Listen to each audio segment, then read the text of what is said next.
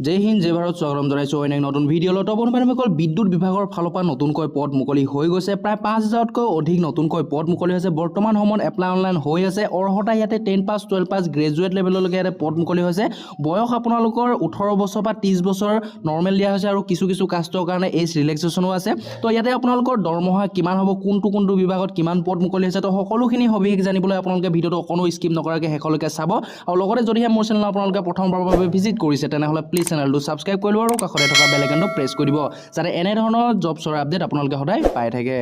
APDCL recruitment 2024 apply for 5,000 posts in Assam APDCL তো বন্ধুবান্ধৱীসকল বিদ্যুৎ বিভাগৰ ফালৰ পৰা নতুনকৈ পদ মুকলি হৈ গৈছে প্ৰায় 5,০০০তকৈ অধিক নতুনকৈ পদ মুকলি হৈছে তো ইয়াতে আপোনালোকৰ এলিজিবিলিটি ক্ৰাইটেৰিয়া লগতে স্যালাৰি লগতে এজ লিমিট কিমান দিয়া হৈছে তো সকলোখিনি সবিশেষ আপোনালোক জনাবলৈ চেষ্টা কৰিম তো বন্ধুবান্ধৱীসকল ইয়াতে কোৱা হৈছে Assam power distribution company limited যেটো শৰ্ট ফৰ্মত APDCL বুলি কোৱা হয় তো ইয়াৰ ফালৰ পৰা আপোনালোকৰ APDCL ফালৰ পৰা নতুনকৈ পদ মুকলি হৈছে প্ৰায় আপোনালোকৰ 5,০০০তকৈ অধিক তো ইয়াতে কোৱা হৈছে event name Assam APDCL recruitment 2024 আৰু ইয়াতে ডিপাৰ্টমেন্ট হৈছে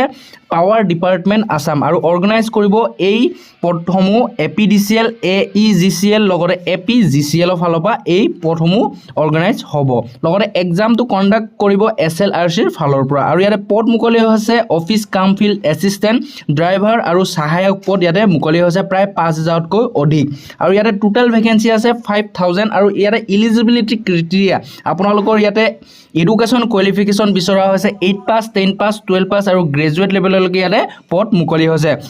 আৰু এই পদত আপোনালোকে এপ্লাই কৰোঁতে আপোনালোকে এপ্লিকেশ্যন ফিজ কাটিব লাগিব আৰু ইয়াতে কোৱা হৈছে ষ্টাৰ্টিং ডেট আৰু লাষ্ট ডেট বৰ্তমান নটিফাই চুন হৈ আছে বৰ্তমান ইয়াতে মেনশ্যন কৰা নাই যেতিয়া আপোনালোকৰ অফিচিয়েলি নটিফিকেশ্যন আহিব তেতিয়া আপোনালোকে গম পাই যাব তো বন্ধুবান্ধৱীসকল APDCL ৰিক্ৰুটমেন্ট 2024 ৰ ডিটেইলছ আপোনালোকক অকণমানকৈ দিবলৈ চেষ্টা কৰিম name of recruitment APDCL recruitment প্ৰায় পদ মুকলি হৈছে 2320টা আৰু নেম অফ ডিপাৰ্টমেন্ট আপোনালোকৰ পাৱাৰ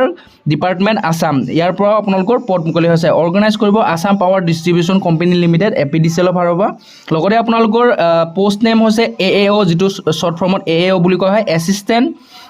একাউণ্ট অফিচাৰ প্লাছ আপোনালোকৰ অফিচ কাম ফিল্ড এছিষ্টেণ্ট লগতে লাইট ভেহিকল ড্ৰাইভাৰ আৰু সহায়ক পদ ইয়াতে মুকলি হৈছে টোটেল পোষ্ট আপোনালোকৰ 5,000 মুকলি হৈছে আৰু গ্ৰেড 3 এণ্ড গ্ৰেড 4 ৰ পদ হয় আৰু লগতে আপোনালোকৰ এপ্লিকেশ্যন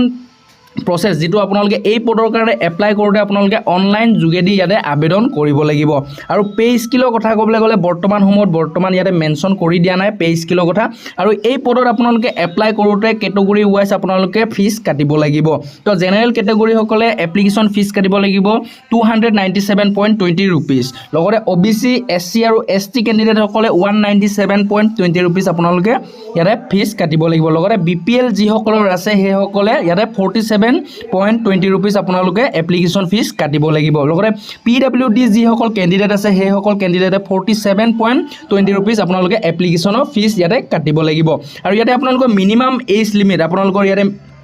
এজ লিমিট 21 বছৰৰ পৰা 38 বছৰ আপোনালোকৰ নৰ্মেল এজ দিয়া হৈছে লগতে কেটেগৰী ওয়াইজ ইয়াতে আপোনালোকৰ এজ ৰিলেক্সেশ্যন দিয়া হৈছে ST SC কাৰণে 5 বছৰ OBC MOBC কাৰণে 3 বছৰ PWD কাৰণে 10 বছৰ লগতে ডিপাৰ্টমেন্টাল যদিহে নিজৰ মাক বা দেউতাকে যদি APDCLত কাম কৰি আছে তেনেহলে আপোনালোকে 7 বছৰলৈকে এজ ৰিলেক্সেশ্যন ইয়াতে পাব লগতে এছিষ্টেণ্ট একাউণ্ট অফিচাৰ যেটো শৰ্ট ফৰ্মত AAO বুলি কোৱা হয় কামিং সুন পোষ্ট হয় টোটেল পোষ্ট আপোনালোকৰ বৰ্তমান আপডেট দিয়া নাই ইয়াতে এডুকেশ্যন কোৱালিফিকেশ্যন লাগিব গ্ৰেজুৱেট লেভেল প্ৰায় আপোনালোকে মিনিমাম 55% আপোনালোকে মাৰ্ক ইয়াতে পাব লাগিব লগতে আপোনালোকৰ কম্পিউটাৰ অকনমান আপোনালোকৰ এক্সপেৰিয়েন্স থাকিব লাগিব আৰু লগতে ইয়াতে আপোনালোকৰ স্যালাৰি হ'ব 16,800 পৰা 60,500 লৈকে আপোনালোকৰ মান্থলি স্যালাৰি হ'ব আৰু গ্ৰেড পে থাকিব 8,700 লগতে আপোনালোকৰ অফিচ কাম ফিল্ড এছিষ্টেণ্ট যেটো OFA বুলি কোৱা হয় কামিং সুন পোষ্ট হয় ইয়াতে টোটেল পোষ্ট বৰ্তমান আপডেট কৰা নাই এডুকেশ্যন কোৱালিফিকেশ্যন আপোনালোকৰ ইয়াতে HS পাস বিচৰা হৈছে মানে 10+2 আপোনালোকৰ থাকিলে এই পদৰ কাৰণে আপোনালোকে এপ্লাই কৰিব পাৰিব প্লাস আপোনালোকৰ কম্পিউটাৰৰ অকমান এক্সপেৰিয়েন্স লাগিব 3 মান্থৰ আপোনালোকৰ কম্পিউটাৰৰ এক্সপেৰিয়েন্স লাগিব লগতে ইয়াতে পে স্কিল হৈছে আপোনালোকৰ 16,800 পৰা 60,500 টকা আপোনালোকৰ মান্থলি স্যালাৰি হ'ব লগতে গ্ৰেড পে থাকিব 5,800 টকা লগতে লাইট ভেহিকল ড্ৰাইভাৰ যেটো LVD বুলি কোৱা হয়, কামিং সুন পোষ্ট হয়। টোটেল পোষ্ট বৰ্তমান আপডেট কৰা নাই। ইয়াতে এডুকেশ্যন কোৱালিফিকেশ্যন লাগিব SSLC প্লাছ 2 ইয়াৰ্ছৰ আপোনালোকৰ ড্ৰাইভিং লাইচেঞ্চ আপোনালোকৰ উলিওৱা থাকিব লাগিব, তেতিয়াহে আপোনালোকে এই পদত ইলিজিবল হ'ব বা এপ্লাই কৰিব পাৰিব। ইয়াতে পে স্কিল হৈছে 12,400 পৰা 47,400লৈকে আপোনালোকে মান্থলি চেলাৰী পাব। গ্ৰেড পে থাকিব 5,500 আৰু সহায়ক পোষ্টৰ কাৰণে বৰ্তমান কামিং সুন পোষ্ট হয়। টোটেল পোষ্ট বৰ্তমান আপডেট কৰা নাই। এডুকেশ্যন কোৱালিফিকেশ্যন ইয়াতে SSLC পাছ উইথ ITI আপোনালোকৰ ৱায়াৰমেন বা ইলেক্ট্ৰিচিয়ান বা ফিটাৰত আপোনালোকৰ ITI থাকিব লাগিব, তেতিয়াহে আপোনালোকে এই পদৰ কাৰণে এলিজিবল হ'ব। পে স্কিল হৈছে 12,400 পৰা 47,400 ভিতৰত আপোনালোকে